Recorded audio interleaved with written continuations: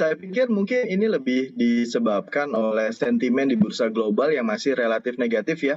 Dan saya pikir ini masih akan terus berlangsung sampai nanti kita melihat bagaimana keputusan The Fed terkait Fed rate-nya di kisaran tanggal 21 September nanti ya Mbak. Oke, berarti masih semua sekitaran The Fed begitu ya, masih akan kemana arah dan implikasi yang dilakukan oleh The Fed ya. Mas Akil sudah bergabung juga bersama dengan kami. Kalau Anda melihatnya apakah memang hanya faktor The Fed semata atau ada indikasi faktor lain?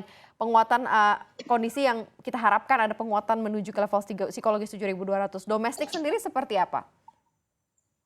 Ya, kalau kita lihat memang untuk dari domestik nanti akan diikuti ya oleh adanya suku bunga Bank Indonesia yang memang kalau nanti dari The Fed ini akan menaikkan tingkat suku bunganya, sehingga memang kami perkirakan dari Bank Indonesia juga setidaknya akan menaikkan suku bunga 25 basis point, sehingga nantinya ini akan menjadi sentimen negatif dari market di Indonesia, dan sehingga nantinya kami perkirakan masih ada rawan koreksi dari IHSG paling tidak nanti akan kembali lagi ke level 7.100 sampai level 7.040 dari pergerakan IHSG. Jadi memang secara jangka pendeknya kami perkirakan masih ada potensi koreksi dulu ya. Cukup dalam berarti ya kalau misalnya menuju ke 7.040 uncertainty yang dimunculkan ini ya. Tapi Mas Robertus, saya ke Mas Robertus ya. Tadi dua statement sudah, memang kondisi dari indeks dipengaruhi oleh faktor global, Fed Fund Rate begitu ya, ini akan menjadi perhatian begitu. Tapi kan kalau berdasarkan dari riset Mas Robertus, The Fed ini kan sense-nya memang masih akan hawkish. Kenaikan suku bunga pasti tidak akan terelakkan lah, entah berapa tinggal level kenaikannya.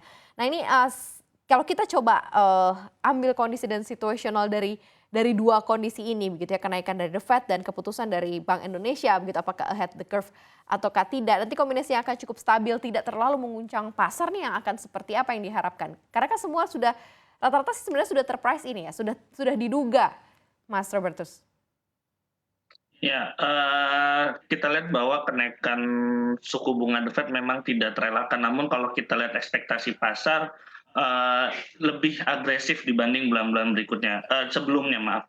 Ekspektasi pasar ada kemungkinan bahkan kenaikan Fed rate itu mencapai 100 basis point, yang mungkin saja itu salah satu efek kejutan mungkin nanti ya. Kalau misalnya kemudian Fed rate beneran naik 100 basis point, saya rasa pasar akan kemudian cukup terkoreksi ketika. Namun memang kalau harga Fed rate naik 75 basis point mungkin sudah diantisipasi, mungkin gerak dari pasar ini mungkin akan lebih stabil. Namun perlu dicatat bahwa kenaikan suku bunga ini kan menyebabkan kekhawatiran akan resesi global, ini risikonya semakin meningkat. Ini yang kemudian juga mungkin menjadi salah satu faktor negatif juga, faktor penekan juga bagi pasar saham global yang nantinya juga akan mungkin menular ke IHSG.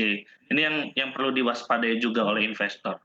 Oke, hal-hal yang harus diwaspadai dan tampaknya sudah mulai terlihat sih di saat-saat sekarang, karena sudah ada banyak sekali data-data konsensus dan riset gitu yang muncul dari keputusan yang diambil oleh The Fed. Sekarang sebenarnya stance-nya lebih ke domestik ya, Bank Indonesia, Mas Bias. Ini kan banyak pertanyaan, apakah Bank Indonesia kemudian mengambil stance posisi untuk ahead the curve, menaikkan duluan. Tapi kan kombinasinya banyak.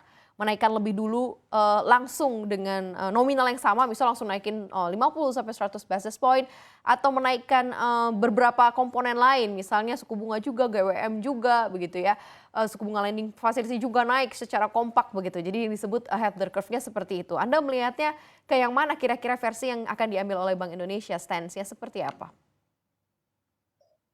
Iya, kalau menurut saya, selain karena memang ada kebutuhan untuk kita bisa tetap inline gitu ya dengan hawkish stances dari bank sentral di global, terutama The Fed, ada juga kebutuhan domestik di mana memang Bank Indonesia menurut saya harus menaikkan suku bunga.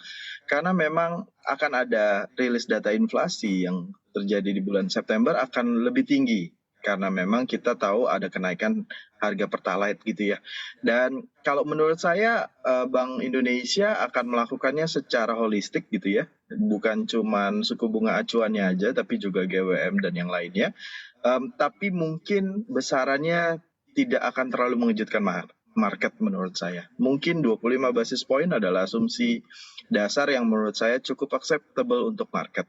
Ini pun juga saya pikir tergantung sama The Fed. Kalau misalnya The Fed menaikkan suku bunganya by 100 basis point, saya pikir ada potensi juga BI agak lebih hawkish di RDG di bulan ini ya. Nanti implementasinya atau efeknya muncul ke pasar realnya akan seperti apa atau berapa lama begitu ya dengan stance-nya BI untuk ahead the curve di situasional seperti ini? Karena kan kalau kita lihat dari sisi eh, pertumbuhan ekonomi pun juga diharapkan cukup baik begitu ya, inflasi pun juga masih ingin tetap terjaga begitu. Seperti apa Mas Akil? Ya, kalau kita lihat memang untuk efeknya ketika memang bank ataupun juga di The Fed ini menaikkan tingkat suku bunga 75 basis point ini memang sudah sebenarnya diekspektasikan ya oleh market.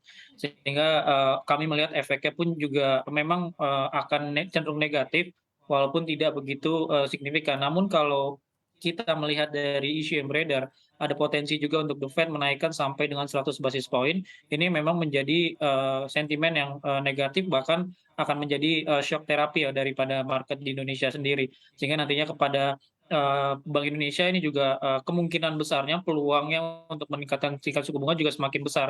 Dan kami melihatnya nantinya akan berdampak ke beberapa yang memang dari sektor di misalnya properti ini juga akan cenderung negatif untuk di dampaknya. Lalu juga dari beberapa emiten yang memang terkait dengan utang pemakai dari luar USD dollar ya.